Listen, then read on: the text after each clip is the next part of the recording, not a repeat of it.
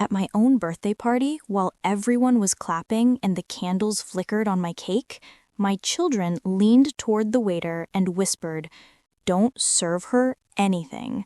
My smile disappeared and the entire restaurant froze.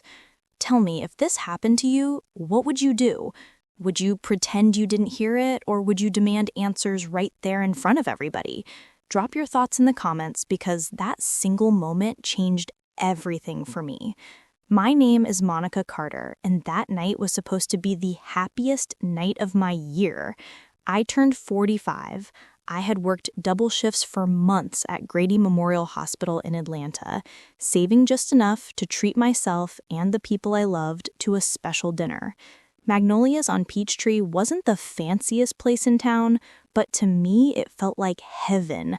Warm lights, polished wood floors, waiters carrying trays with pride. I wanted laughter, family, and a sense that all the hard years were finally paying off. I invited my children, Jaden, who had just turned 12, and Camille, my sweet 10-year-old. I also invited my closest friends from church, my neighbors, and even some coworkers from the hospital. The place buzzed with joy. The gospel playlist I picked flowed gently from the speakers. People hugged me, and for the first time in a long time, I felt celebrated. But if I had known what was waiting for me, I would have canceled the party. I looked at Jaden and Camille across the table. They wore the matching blue sweaters their grandmother had mailed from Birmingham. Their little hands rested on the tablecloth, and I thought, this is my legacy. No matter what their father Terrence and I went through, these children were mine, and I was proud of them. The waiter approached with the cake, candles glowing. Guests began singing, "Happy birthday to you." I laughed, cheeks warm, clapping along. This was the moment I had dreamed about all week. But then, in the middle of the singing, my children leaned forward. Their voices were soft, but I heard them. "Don't serve her anything," Jaden said. Camille nodded. The waiter stopped. His smile faltered. He looked at me, then back at the children, unsure what to do. The room went silent. It's one thing to be disrespected at home, but to be humiliated in front of neighbors, friends, and coworkers, that's a wound that cuts deep. I froze, my mind racing. Did they just say that? Was this some kind of joke? My guests stared at me, some whispering, some frowning. Danielle, my best friend since college, jumped in quickly. "Kids, stop playing games," she said, trying to laugh it off. But no one laughed. Have you ever felt your chest tighten, not from anger, but from heartbreak? That was me in that moment. Tell me, parents, if your own children embarrassed you in front of a room full of people, would you stay calm or would you break down? The poor waiter stood frozen with the cake in his hands. His name tag said Luis. He shifted nervously, unsure whether to place the cake in front of me or back away. I nodded at him, forcing a smile. I said softly, "It's fine. Go ahead." But inside, I was crumbling. Jaden's eyes darted toward Camille, and they both sat back, almost smug, almost relieved. That look scared me more than the words. Where had they learned that kind of cruelty? Whispers broke out around the table. One of my coworkers muttered, "Did I hear that right?" Another shook her head, covering her mouth. My neighbor from down the block avoided eye contact with me altogether. The cake sat in front of me, candles flickering, waiting to be blown out. But how could I make a wish when my own children had just told the world I didn't deserve cake? I closed my eyes, blew out the candles, and smiled as best I could. "Thank you, everyone, for coming," I said, my voice trembling. But the party energy had shifted. The laughter that once filled the air had turned into awkward silence and side glances. As I sat there, pretending to enjoy my slice, I thought about all the sacrifices I'd made. Nights working back-to-back shifts at the ER. Times I came home exhausted, barely able to tuck them into bed. The school projects I stayed up all night helping with. The new shoes I bought when my own heels had holes. And yet here I was, treated like a stranger by my own children. I kept watching them. Jaden avoided my gaze, poking at his food. Camille looked guilty but said nothing. Children don't just wake up one day and humiliate their mother in public. Someone had put that idea in their heads. Was it their father? Terrence always had a sharp tongue. Since our divorce, he had accused me of being selfish, greedy, and unworthy. Had he poisoned them too? Or was someone else whispering in their ears? I have to ask you, listening to my story, do you think kids naturally turn against a parent, or does someone push them? Comment below with your thoughts, because even today, I still wonder what really shaped their words. Dinner continued, but the energy was gone. Every time someone tried to spark conversation, it fizzled. The humiliation clung to me like a heavy coat. Even Danielle struggled. She leaned over, whispering, "Don't let it ruin your night." But how could I not? My own children had declared in front of everyone that I didn't deserve to be served. When the waiter cleared the plates, I noticed Jaden and Camille exchange a quick glance, a secret look. Their lips curved slightly as if they had done exactly what they were told to do. My heart dropped. This wasn't random. This wasn't childish mischief. Someone had instructed them. And when I turned my head, I saw him, standing at the entrance of the restaurant, watching us with a faint smirk, was my ex-husband, Terrence Carter, the same man I thought I had left behind in Charlotte. But what was he doing here? And why did my children look at him like they had just completed an assignment? The room froze again, and that was only the beginning. The moment Terrence appeared at the entrance, I felt the air change again. Guests shifted in their seats, pretending not to notice, but their eyes darted back and forth between him and me. Magnolia's unpeach tree suddenly didn't feel warm anymore. The music in the background kept playing, but it sounded distant, like a soundtrack to humiliation. I tried to focus on the conversation at my table, but whispers spread like wildfire. "Did her ex just show up here?" Someone muttered behind me. "Isn't that the father of her kids?" Another whispered. I clenched my fork so tightly I thought it might snap in half. Danielle, bless her heart, tried to hold the room together. She raised her glass, forcing a laugh. "Let's toast to Monica, 45 years strong." Some guests joined in half-heartedly. Others looked down at their plates, uncomfortable. I could feel pity radiating from them, and I hated it. I didn't need pity. I needed respect. But respect was the last thing I was getting that night.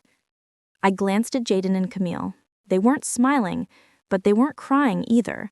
They looked proud, as if they had accomplished something. And then, as if to twist the knife deeper, Terrence tilted his head toward the door, toward Terrence. Camille followed his gaze. It wasn't random. They had done exactly what someone wanted them to do. And that someone had just walked in. Terrence didn't rush to join us, no. He strolled in slowly, deliberately, making sure everyone saw him. His leather jacket squeaked as he slid into a chair at the far end of the table without waiting for an invitation. "Hope I'm not too late," he said casually, as if he hadn't disrupted the entire night. Not too late? He was 2 hours late. But the damage he caused with just his presence was worse than any tardiness. The guests exchanged awkward glances, forks clinking nervously against plates. I forced myself to breathe. If I lashed out here, he would win. And Terrence always loved winning. I heard someone at the next table whisper, "Did her ex just show up here?" "Isn't that the father of her kids?" Another whispered. It hit me then, this wasn't just humiliation. This was reputation. Years of sacrifice and survival reduced to careless gossip because of Terrence's smirk and my children's words. Memories flooded back. Charlotte, North Carolina. The courtroom where the judge decided custody. Terrence shouting that I was an unfit mother because I worked too much. His family shaking their heads, siding with him. I fought so hard to prove I was capable. I worked endless shifts, balanced bills, and still tried to be present for the kids. But Terrence never forgave me for leaving him. And now, years later, he was still fighting, except this time he was using Jaden and Camille as weapons. Danielle leaned in, her voice low but urgent. "Monica, don't react here. He wants you to explode. Stay calm." I nodded, but my hands trembled. Stay calm? How do you stay calm when your children publicly humiliate you and your ex-husband appears like a shadow to confirm it? Slowly, guests began excusing themselves. I have work early tomorrow, one said. Another hugged me lightly, avoiding eye contact. It wasn't just a birthday party anymore. It was a stage, and I was the fool in the spotlight. By the time dessert arrived, half the seats were empty. The few who remained looked uncomfortable, their smiles forced.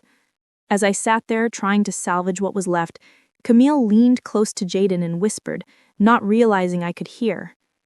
Daddy said she doesn't deserve nice things. My throat tightened. Those weren't her words, they were his. My baby girl had absorbed his poison.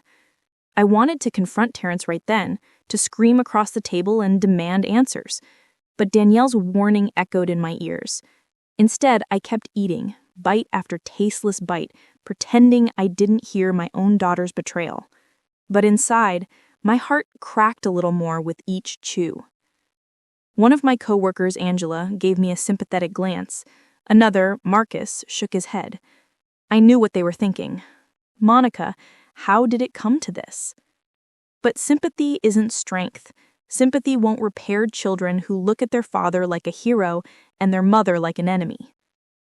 Finally, Terrence broke the silence. He said, "Well, here's to Monica, still standing." The words were mocking, not celebratory. His smirk told the truth.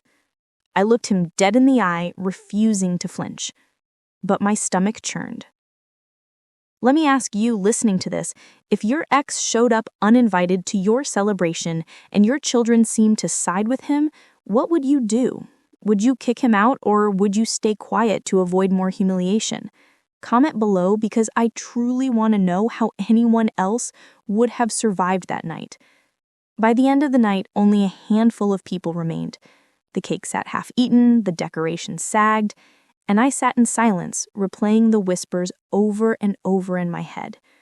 Terrence left without a proper goodbye, sliding his jacket back on like a villain satisfied with his scene. Jaden and Camille followed him with their eyes as he walked out, as if waiting for approval. And when he nodded at them, they smiled faintly. That broke me more than anything. As the waiter cleared plates, I caught it again, a glance between my children and Terrence. It wasn't random. It wasn't innocent. It was a signal. Something had been planned. And I wasn't part of it. And as I sat there, Danielle squeezed my hand. "You're stronger than this," she whispered. But when I looked across the empty tables, at the decorations I had paid for, and at my children's silent agreement with their father, I didn't feel strong. I felt erased. And deep inside, I knew this wasn't over. The whispers that had filled that restaurant would spread through my community like wildfire, and by morning, I wouldn't just be Monica the nurse. I would be Monica, the mother whose own children said she didn't deserve to be served. But what hurt the most was knowing this was just the beginning. If you were in my shoes, would you fight back against your ex, or would you protect your children at all costs, even if they broke your heart in public?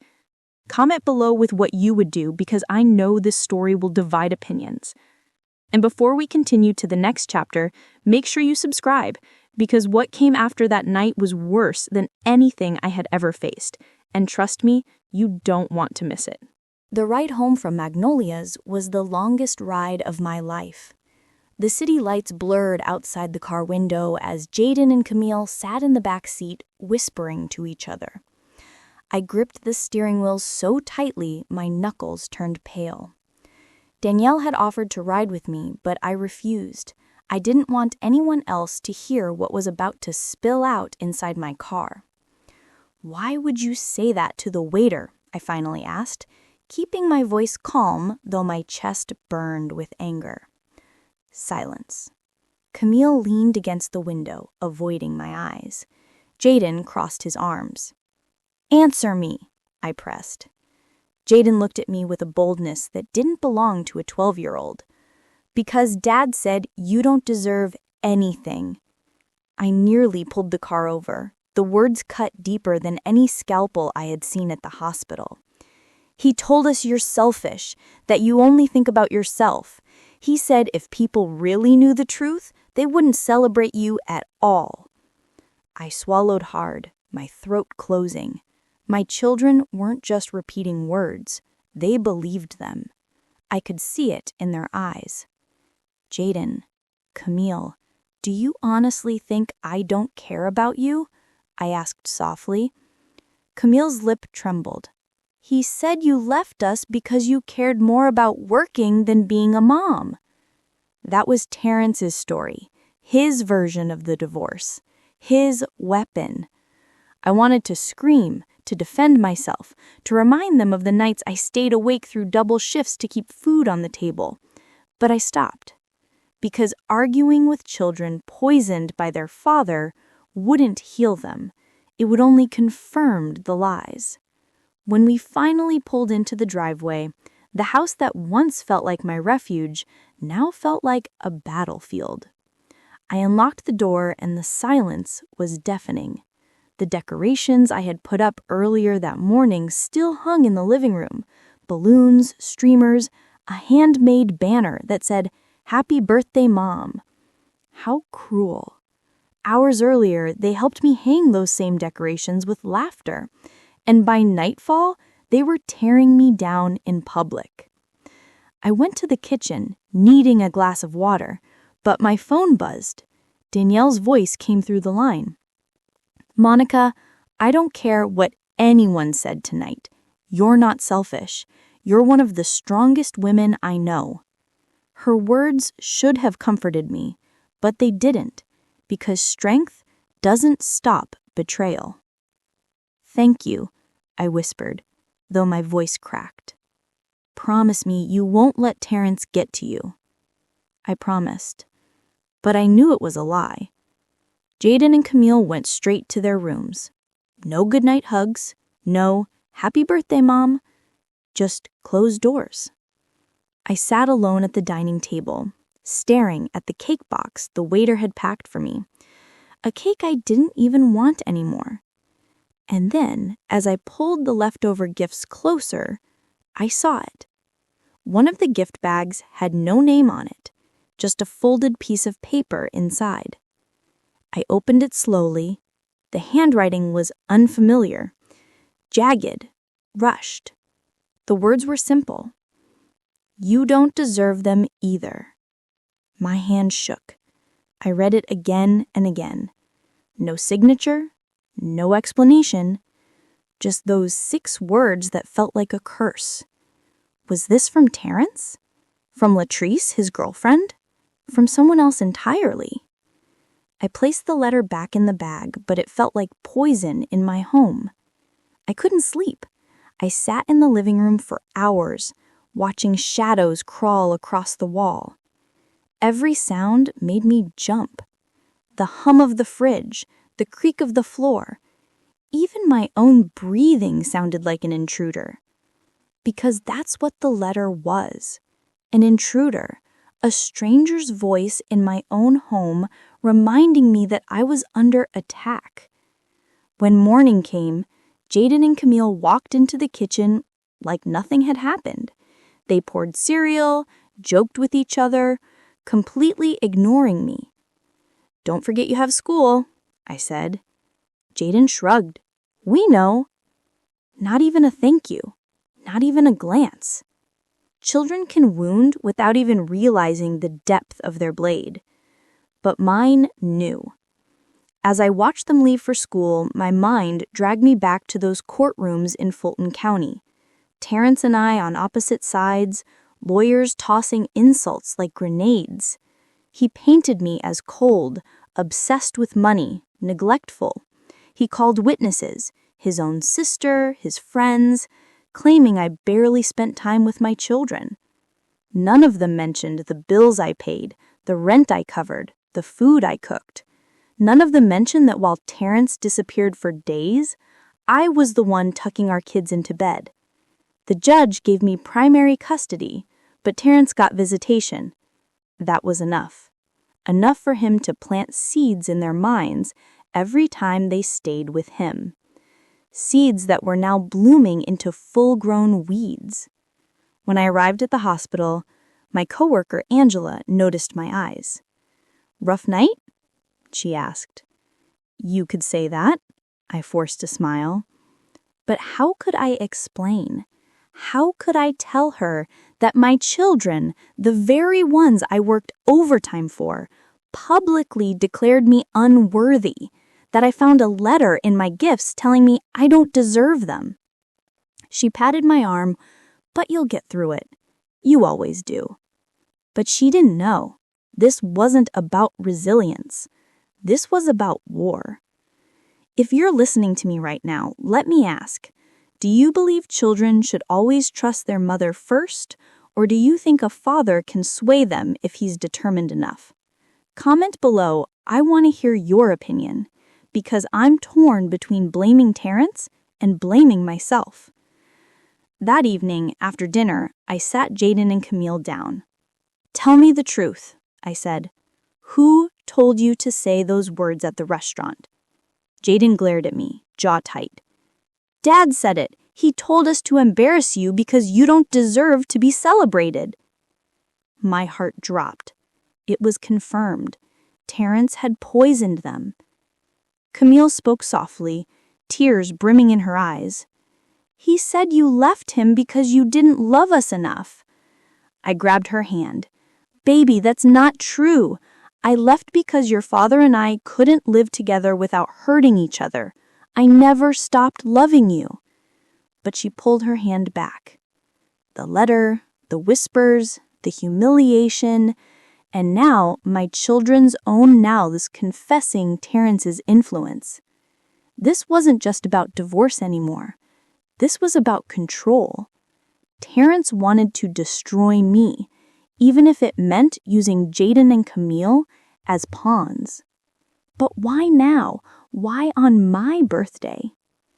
That night, as I folded laundry in the living room, my phone buzzed. A message appeared from an unknown number. That was only the first step. Next time, it won't just be words. I dropped the phone, my pulse racing. What did that mean? Was I in danger, or were my children the real targets? The poisoned truth was only beginning to spread, and I was standing at the edge of something much darker than I had imagined. What would you do if your ex used your children to destroy you and then sent threats on top of it? Would you confront him directly, or would you protect your kids silently? Leave your thoughts in the comments. I need to know how others see this. And make sure you subscribe right now, because what came after that text shook me to my core. You don't want to miss the next chapter. That text message wouldn't leave my mind. Next time, it won't just be words. I stayed awake, staring at the ceiling until the sun began to rise. Every creak of the house sounded like a threat. Every shadow in the hallway felt like a warning. By the time the alarm buzzed, my body was still, but my mind was racing. I dragged myself up, showered, and forced on my scrubs. The hospital didn't care about birthdays gone wrong. It didn't care about ex-husbands or betrayal. It needed me, and I needed the paycheck. Grady Memorial Hospital was its usual chaos. Stretchers rolling in, patients groaning, voices shouting codes. For most people, this place was trauma. For me, it was routine. But that morning, I wasn't myself. My mind kept drifting back to Jaden and Camille. Would they ever look at me the same way again? Or had Terrence already rewritten the story of who I was in their hearts? "Monica, you okay?" my coworker Marcus asked as we prepped a patient. "I'm fine," I lied. He looked at me a little too long, then let it go. Between patient charts, my mind wandered back to those endless days in court. The courtroom in Fulton County smelled of stale paper and old coffee. Terrence sat across from me, arms crossed, smirking every time my lawyer spoke. His attorney painted me as a workaholic who chose her job over her family. It wasn't true. I chose survival. Bills don't pay themselves. Food doesn't appear out of thin air. I did what I had to do. But Terrence spun it differently, and the judge, Well, judges are human. They listen, they watch, they make choices that stick. Even when I won custody, I lost something else: peace. As I walked down the ER hall, I remembered my father's voice. He died years ago, but his words felt fresh. "Terrence will turn those kids against you," he said once, his voice heavy with experience. I had laughed it off. "Daddy, they love me. They'll always know the truth." But now, standing in the middle of the ER with that text message still burning in my mind, I realized he had been right. At lunch, I sat in the break room, poking at a sandwich I couldn't eat.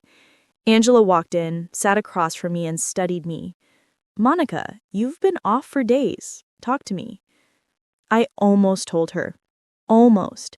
But how do you explain that your children just humiliated you in public, that your ex is poisoning their minds, and now anonymous threats are arriving at your phone? So I just said I'm tired. "Tired doesn't look like this," she pressed. I forced a smile, changed the subject, but inside I was unraveling. Sunday came and I tried to seek peace at church. Danielle met me at the door, squeezing my hand. "Keep your chin up," she whispered. But peace didn't come. The whispers followed me into the pews. People in the congregation had already heard about the birthday fiasco. Atlanta may be a big city, but news travels fast in church circles. Sister Johnson leaned over during the hymns and said, "I'm praying for you, baby." Her tone wasn't sympathy, it was pity. I didn't want prayers. I wanted my dignity back. During Sunday school, I overheard Camille's voice drifting through the hallway. "My daddy's girlfriend said Mom doesn't deserve cake." The words hit me like a slap. So it wasn't just Terrence. Latrice was involved too. She was the one whispering poison into my children's ears. The humiliation wasn't just from Terrence anymore. It was a partnership. That night, I sat at my dining table with a letter and a text message spread out before me. My children asleep upstairs. The house too quiet. Why the threats? Why the games? This wasn't just about a custody battle anymore. This was psychological warfare. Someone wanted to break me down piece by piece. I poured a glass of water, my hands trembling so badly I spilled half of it on the table. For the first time in years, I was afraid inside my own home. At midnight, my phone buzzed again. A new text. The birthday was just a warning. Next time, it won't just be food. Food. Warning. Next time. I read it over and over. Did it mean physical harm? Did it mean they were coming after my job? Or worse, after my children? I didn't sleep at all that night.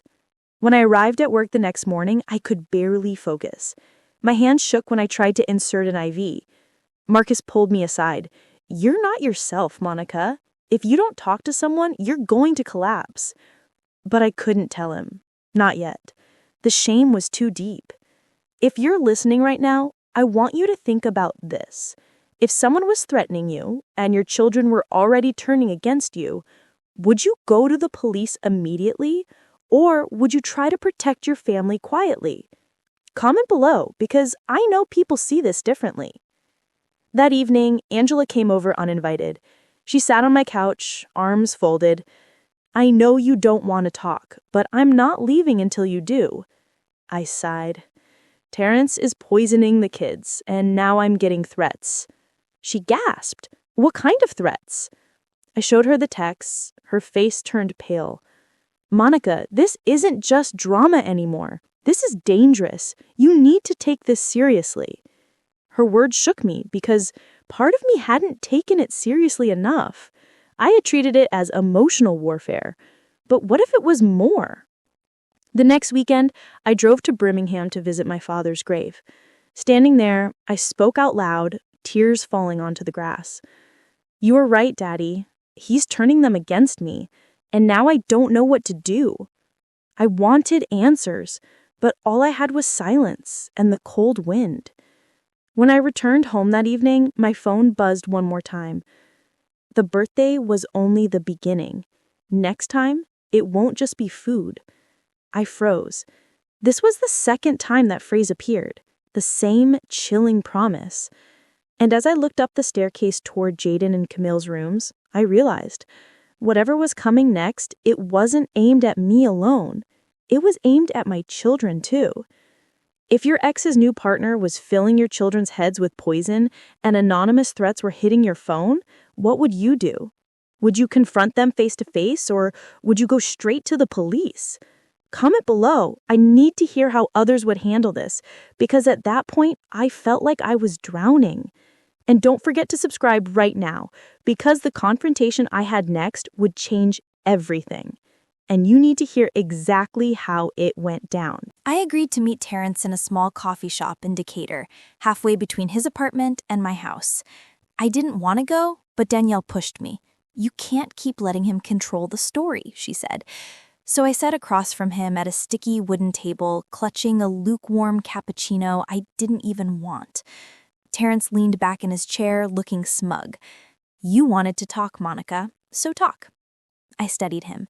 Same shark jawline, same smirk that once charmed me and later haunted me. But tonight, it was the way he folded his arms that got to me. He looked like a man convinced he had already won.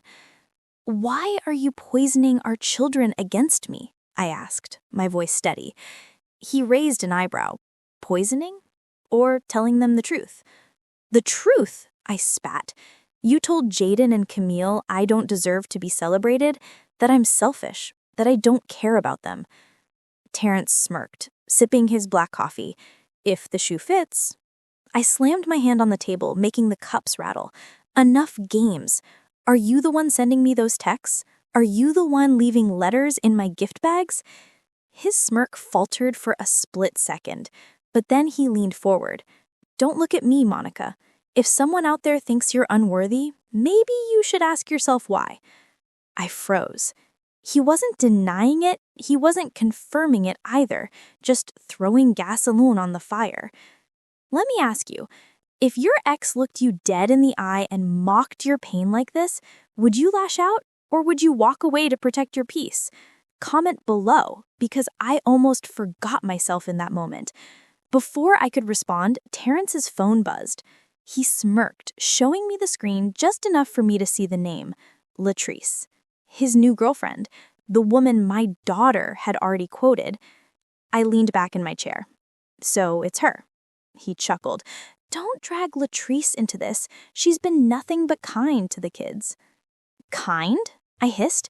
"Camille repeated her words in church. She told people I don't deserve cake." Terrence shrugged. "Maybe she just says what everybody's thinking." That was it. That was the knife. The following Sunday, the final mask came off. I sat in the pews, forcing myself to focus on the sermon. Camille was in Sunday school, Jaden sitting beside me, silent as stone. And then it happened. During the children's segment, Camille raised her little hand. "My daddy's girlfriend says Mom doesn't deserve nice things, not even cake." Gasps filled the sanctuary. Heads turned. The pastor's eyes widened. I wanted the ground to swallow me whole. The whispers started immediately, echoing off the stained glass windows. Did she just say that? Poor Monica! I grabbed my purse, pulled Camille close, and left before the benediction. My face burned the entire way out. I sat in the car, hands trembling on the wheel, tears streaking my face. Camille sat in the back seat, swinging her feet, clueless about the damage her words had caused. "Who told you to say that?" I asked, my voice cracking. She shrugged. "Miss Latrice said people shouldn't give you things." The betrayal was complete. Terrence's girlfriend was now scripting my daughter's words inside God's house. That night, Danielle called. "Monica, you can't ignore this anymore. This isn't just petty drama. Latrice is trying to erase you from your children's lives." I knew she was right, but knowing the truth doesn't give you the strength to face it. The next morning, as I left for work, I saw it. A folded note taped to my front door. "We told you, next time it won't just be food." I ripped it down, my hands shaking. Whoever this was, they were escalating. Was it Terrence? Was it Latrice? Or was someone out there feeding off my misery? I demanded a second meeting with Terrence, this time insisting he bring Latrice. We met at another spot in Decatur, this one busier, filled with college students and laptops. Latrice walked in with him, dressed sharply, smiling sweetly at the barista, but when she sat across from me, her eyes were cold. "Why are you filling my children's heads with lies?" I asked directly. Her smile widened. "Oh, honey, I'm not lying. I'm just telling them the truth. They deserve to know the kind of woman you are." "What kind of woman am I, Latrice?" I snapped. "The kind who abandoned their father. The kind who works so much she doesn't even know what her kids like for breakfast." Jaden loved pancakes. Camille loved oatmeal with raisins. How dare she? Parents listening to this, if someone else tried to rewrite your children's love for you, would you fight back immediately, or would you walk away to protect your peace? Comment below, because I still debate whether I should have dragged her out of that coffee shop by her hair. I leaned forward, my voice low. "Stay out of my children's mouths. You don't get to speak for them. You don't get to erase me." Latrice smirked, folding her hands. "Erase you? Monica, you've already erased yourself. I'm just finishing the job." Terrence grinned like he was enjoying a play he had written. I slammed my hand on the table so hard the cup spilled. "If you come near my children again with your poison, I will destroy you." People turned their heads. The barista looked nervous. Latrice only smiled wider. "See, Terrence, she's unstable. This is why the kids shouldn't be around her too much." That was her game, to make me look crazy. When I got home that night, something felt wrong. The front door was locked, but the lights inside were on. I stepped inside cautiously. Jaden's backpack lay on the couch, Camille's shoes by the stairs, but the house was silent. Too silent. I called their names. No answer. My phone buzzed in my hand. A text appeared. "Check their rooms. We warned you." My heart stopped. If you came home and your children were gone after receiving threats, what would you do first? Call the police or go straight to your ex's house? Comment below because that decision still haunts me. And make sure you subscribe right now because the truth I uncovered next wasn't just painful, it was deadly to my peace of mind. You cannot miss the next chapter. When I rushed upstairs, the sight of their empty beds nearly broke me in half. Jaden's comforter was tossed aside, his sneakers gone. Camille's stuffed rabbit lay abandoned on the floor. The silence was louder than any scream. I dropped to my knees, clutching the rabbit, my chest pounding. "No, God, not my babies! Please, not like this!" Before I could dial 911, my phone buzzed again. "We warned you. They're safe for now." Safe? Safe where? With who? My heart felt like it was being squeezed in a vice. I dialed Terrence immediately. He answered on the third ring, his voice calm, too calm. "They're fine," he said. "Where are they?" I screamed. He said, "With me," he said. "Relax, they wanted to come." I gritted my teeth. "Did you break into my house to get them?" He chuckled. "I didn't need to. They left willingly. Think about that, Monica." My stomach turned. He had turned them against me so deeply they'd walked out on their own. That night, I packed a small bag and drove to Birmingham to see my mother. If I stayed in Atlanta, I would lose my mind. The drive down I-20 felt endless. My thoughts raced. How could I pull my children back from Terrence's grip? How could I protect them from Latrice? When I finally arrived, my mother Evelyn hugged me tight. Her silver hair blowed under the porch light. "What's wrong, baby?" she asked, her voice soft. I broke down in her arms. "He's turning them against me, Mama, and now they're gone." We sat at the kitchen table, the smell of cornbread still in the air from her dinner. I poured everything out. Terrence, the kids, the humiliations, the threats. She listened quietly, her hands folded. When I was finished, she sighed deeply, staring into her teacup. "There's something you need to know," she whispered. I looked at her, confused. "What do you mean?" "Terrence isn't just angry because of the divorce. He's angry because of a secret he knows, a secret about Jaden." My chest tightened. "What about Jaden?" Her eyes watered. "Terrence may not be his father." The words hit harder than any blow Terrence had ever delivered. "What are you talking about?" I demanded. "You remember back then?" she said softly. "You and Terrence were rocky, and you reconnected with Anthony." Anthony, my old college friend in Birmingham, a man who had been there during a rough patch, a mistake? Or maybe not a mistake, but a moment of weakness? "You're saying," I stuttered. She nodded slowly. "Jaden might be Anthony's son. Terrence found out years ago, but he never said it out loud. He just used it." Tears streamed down my face. Could this be true? Had I been raising Jaden under a lie without even realizing it? And worse, was Terrence using the secret to manipulate my son against me? My mind flashed back to Jaden's cold glare, his defiance, the way he looked at Terrence with admiration and at me with contempt. Was it because Terrence had whispered, "She isn't even your real mom"? I drove back to Atlanta in a fog, my mother's words echoing in my ears. I didn't know whether to believe her, but the puzzle pieces were falling into place. When I pulled into my driveway, another message waited on my phone. "The truth is coming out, and when it does, you'll lose everything." I collapsed onto my couch, sobbing into my hands. My children weren't just being manipulated, they were being weaponized with secrets I hadn't even told them. Let me ask you, if you found out your child might not biologically belong to your ex and he was using that truth to tear your family apart, would you confess everything to your child, or would you keep the secret to protect them? Comment below, because I'm still torn between honesty and protection. The next evening, I called Terrence's phone, no answer. I drove to his apartment, no lights, no car in the lot. I pounded on the door until my hands hurt. "Terrence, where are my children?" A neighbor poked his head out. "They left earlier, suitcases and everything." My blood ran cold.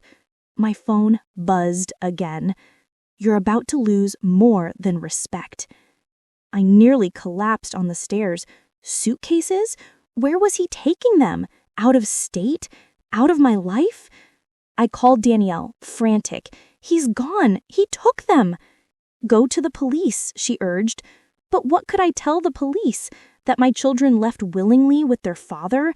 That I suspected his girlfriend was brainwashing them? That there might be a paternity secret complicating everything? No, I had no proof, just pain.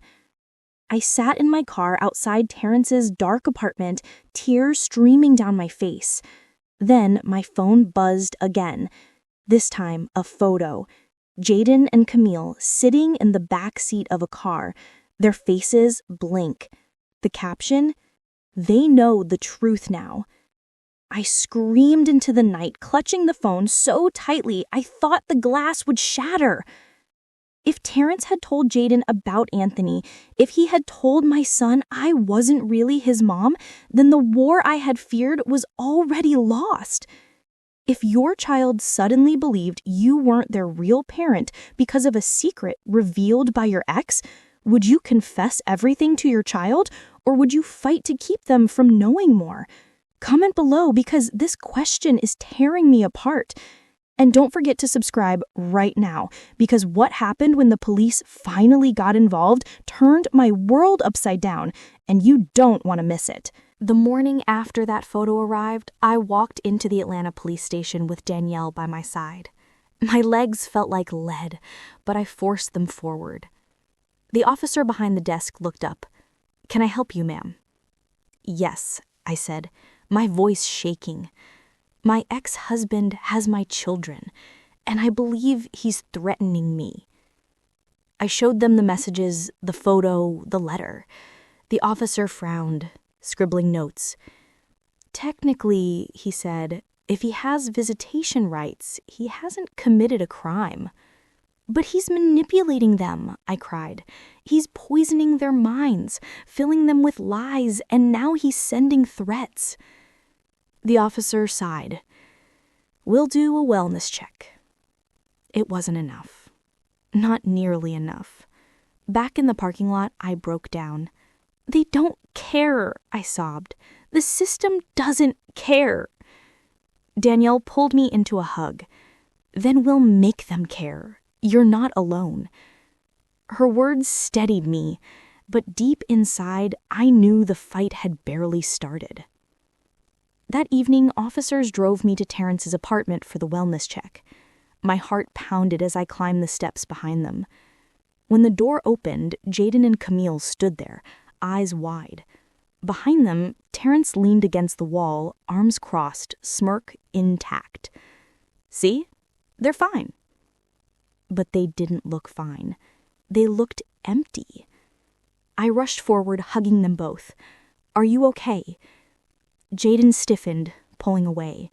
His eyes burned into mine. Dad said you're not even my real mom. The world tilted. My knees nearly gave out. Who told you that? I whispered. He glared. Dad showed me proof.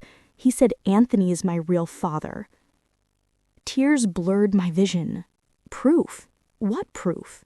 What lies had Terrence manufactured? Camille clung to Jaden's arm, silent but loyal to him. You had no right, I shouted at Terrence. You don't destroy a child's identity to get back at me. He shrugged. I told him the truth. You should have done it years ago. That wasn't your truth to tell, I screamed. The officers stepped between us. One muttered, Take it down a notch, both of you. But how could I? My son had just declared me a stranger. Later, after the officers insisted the children return with me for the night, the car ride home was unbearable. Jaden sat with his arms crossed, staring out the window. Camille leaned against him, as if protecting him from me. The silence was worse than any insult. When we pulled into the driveway, Jaden bolted upstairs. Camille followed. I sat alone in the car, my chest aching. Inside, I collapsed on the couch, clutching a pillow, rocking back and forth. The memories came in waves. Jaden's first steps, his laugh when he rode his first bike, the way he used to cling to my leg at daycare drop-offs. Was all of that gone now? Erased by one man's lies? Hours later, I heard soft footsteps. Camille stood at the edge of the living room, her stuffed rabbit in her arms.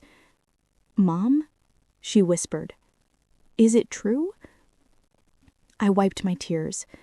Baby, no matter what anyone says, I'm your mother. Blood or not, I carried you, I raised you, I love you. Her eyes filled with tears. She ran into my arms. But Jaden didn't come downstairs. Not that night. Not for days. School mornings became silent. Jaden barely spoke to me. He texted his father constantly. Camille clung to me, but I could see her confusion too. Everywhere I went, in the ER, in the grocery store, even at church, I felt the whispers. People knew something. Terrence had spread the story. And the worst part, I had no way to stop him. But then something unexpected happened. One night, Danielle gathered some church members and neighbors at my house. They brought casseroles, prayers, hugs. You don't have to fight this alone, one woman said. For the first time in weeks, I felt a flicker of strength. Community could not erase Terrence's poison, but it could remind me that I was not invisible. A week later, Jaden finally came downstairs, his face hard. Why didn't you tell me the truth? He demanded. Tears welled in my eyes. Because I didn't want you to feel unloved. because I was afraid of losing you. You already lost me, he whispered. The words shattered me, but I reached for him anyway. You're my son. No matter what blood says, you are mine. For a moment, his face softened, but then he pulled away, running back upstairs. Let me ask you, listeners, if your child turned on you after hearing secrets twisted by your ex, would you fight harder to win them back, or would you let them find their way back on their own? Comment below, because I live with this question every single day. That night, after the house went quiet, my phone buzzed again, another text from the unknown number. This isn't finished. The truth is bigger than you think. I stared at the glowing screen, my hands trembling. Bigger than I think? What more could there be? What truth could be worse than losing my own son's trust? I set the phone down and looked out the window into the night. Somewhere out there, Terrence, or maybe someone else entirely, was still pulling strings. And as much as I wanted to believe the worst was behind me, I knew deep down this was only the beginning of another battle. Because betrayal doesn't just end, it multiplies. And the scars my children carried would last long after the cake and candles had been forgotten. If you've stayed with me through this journey, I need to hear your voice. Would you keep fighting for children who've been turned against you, or would you let them find their way back on their own? Drop your thoughts in the comments. I'll be reading every single one. And please, subscribe right now, because the next story I share will show you that even when you think you've seen the worst betrayal, life can still surprise you.